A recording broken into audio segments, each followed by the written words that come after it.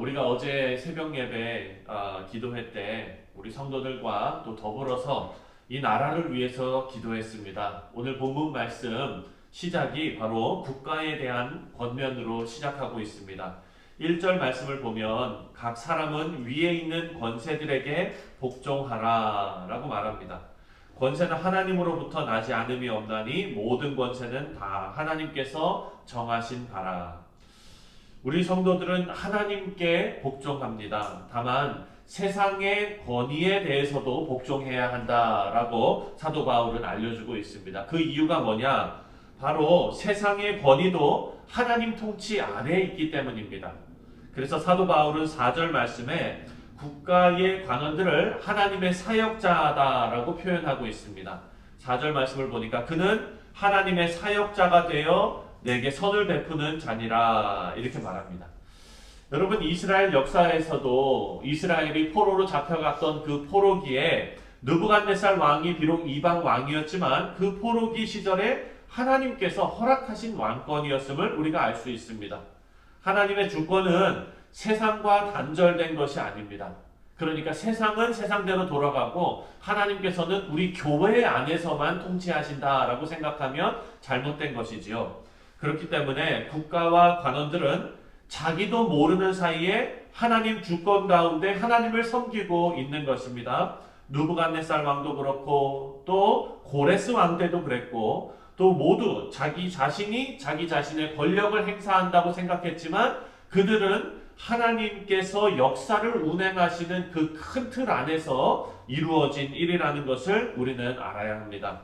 그리고 방금 읽은 4절 말씀을 보면 공권력을 따라야 하는 이유를 알려주고 있는데요. 그 이유를 말하면서 그들이 칼을 가지고 있기 때문이다 라고 말합니다. 4절을 보니까 그러나 내가 악을 행하거든 두려워하라. 그가 공연히 칼을 가지지 아니하였으니 곧 하나님의 사역자가 되어 악을 행하는 자에게 진노하심을 따라 보응하는 자니라 라고 말합니다. 국가의 공권력이 괜히 있는 것이 아니라 기본적인 법 질서를 위해서 그들이 권력을 가지고 있고 그리고 그 권력은 하나님께서 부여하신 것이다 라고 설명하고 있습니다. 그래서 5절 말씀을 보면 다 같이 5절 한번 읽을까요? 5절 시작. 그러므로 복종하지 아니할 수 없으니 진노 때문에 할 것이 아니라 양심을 따라 할 것이라. 아멘. 국가의 공권력이 하나님께서 허락하신 권력이다 라고 말하면서 5절에 그 다음에 하시는 말씀이 뭐냐면은 그저 힘에 눌려서 복종하는 것이 아니라 뭐에 따라서 복종하라고 했습니까? 양심에 따라서 복종하라 라고 권면합니다. 그들이 선을 위해서 힘쓰는 하나님의 일꾼이다 라는 것을 생각하고 자원하고 복종하고 협력해야 한다 라고 말하고 있습니다. 물론 사랑하는 성도님들, 지금 사도 바울이 권면하는 이 내용은요, 그 국가의 권력이 정상적일 경우에 말씀하는 겁니다. 국가 권력이 모두 선한 것은 아닙니다. 우리가 지금 보는 것처럼 미국 안에서도 그리고 전 세계적으로도 동성 결혼이 합법화되고 또 어떤 나라에서는 공권력을 이용해서 그 국민들을 압제하는 경우도 많이 보지 않습니까? 인간이 악하기 때문에 그렇습니다. 만약에 예배를 금지시키고 복음 증거가 금지되고 그런 경우가 있을 수 있죠. 사도 바울의 경우에서도 이 초대교회도 로마 황제를 숭배하는 그런 일들이 있었습니다. 그때 당시에 우리 옛날 한국에서도 신사참배가 강요당했듯이 초대교회에서도 로마 황제를 숭배하라 라는 그런 일들이 있었기 때문에 그 일을 거부하는 많은 초대교회 크리스찬들이, 기독교인들이 순교를 당하고 박해를 당했습니다. 그들이 저항했기 때문입니다. 이처럼 하나님의 명령과 배치되는 일에 대해서는 성도의 양심 그리고 신앙의 양심을 따라서 저항해야 하는 것은 맞습니다. 하지만 지금 13장에 나오는 사도 바울이 말하는 내용은 이런 특수한 상황이 아니라 일반적인 상황에 대해서 말씀하고 있음을 우리가 기억해야 됩니다. 6절과 7절을 보면 국가에 세금 내는 일도 같은 이유로 협조하라 라고 말합니다.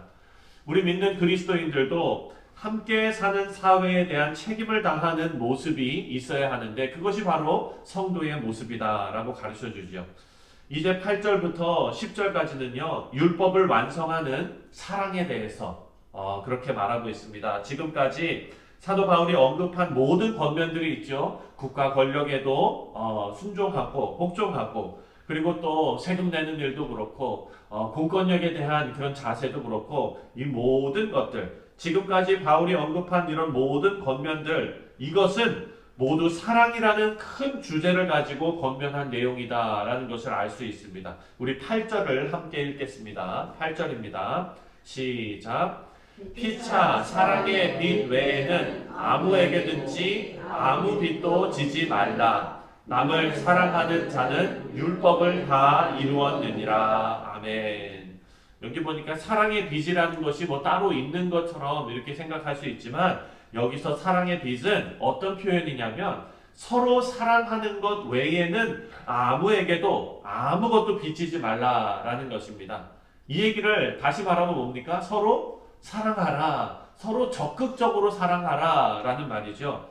예수를 믿는 성도들에게 가장 중요한 의무가 바로 서로 사랑하는 것이다 라는 것입니다. 우리는 사랑하고 이해하고 품어주는 것을 세상 사람들은요 덕목으로 생각합니다.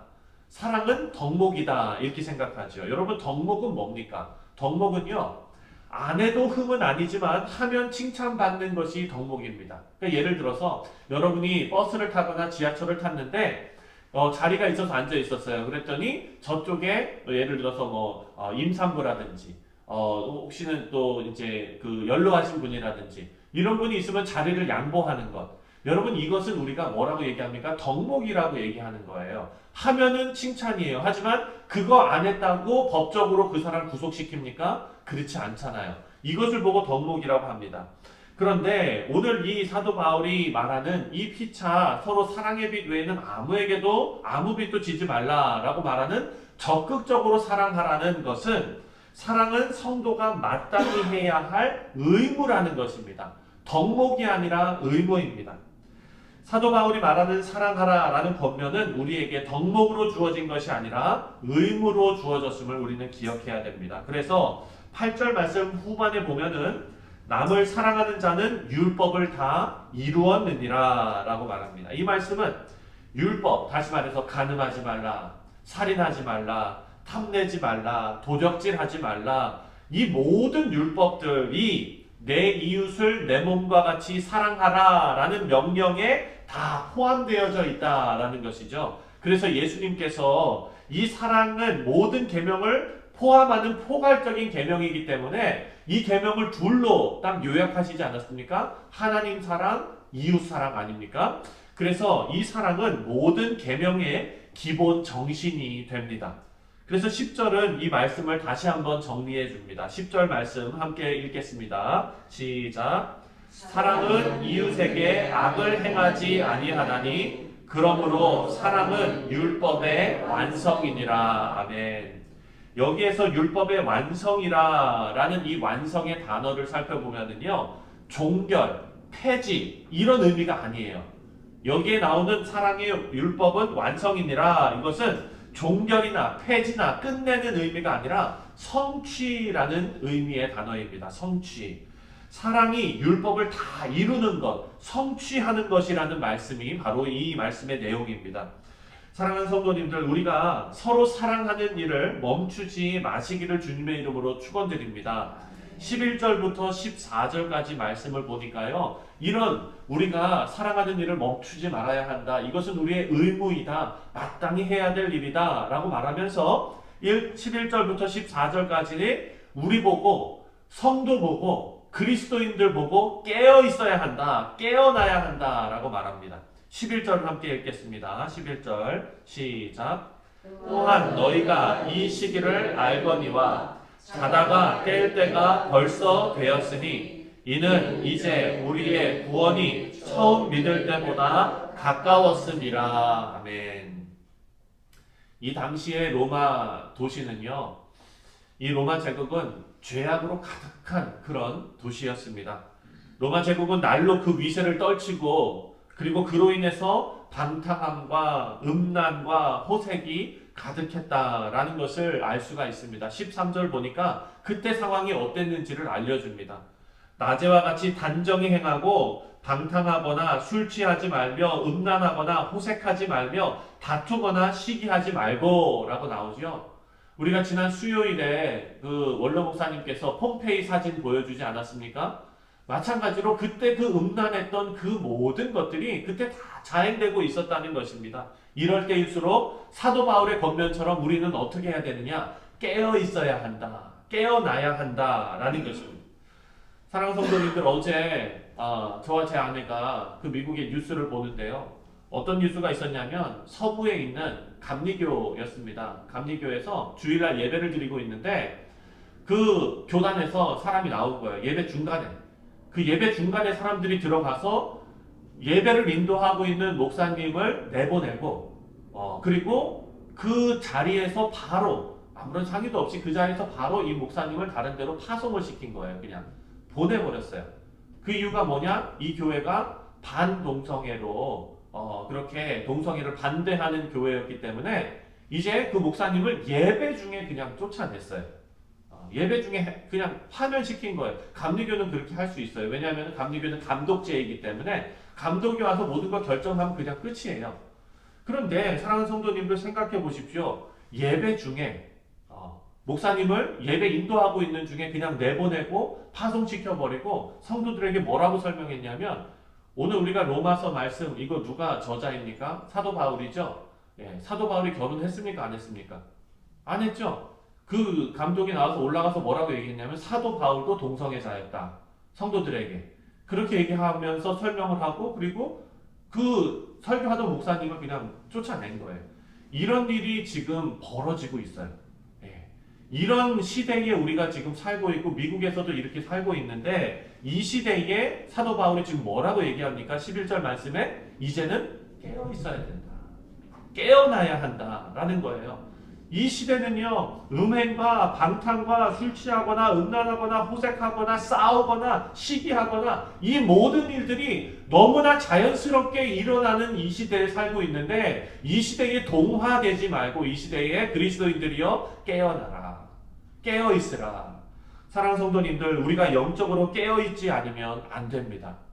오늘 마지막 14절 말씀을 함께 읽으며 이 말씀을 우리의 마음에 담았으면 좋겠습니다. 우리 다 같이 14절 읽겠습니다. 시작.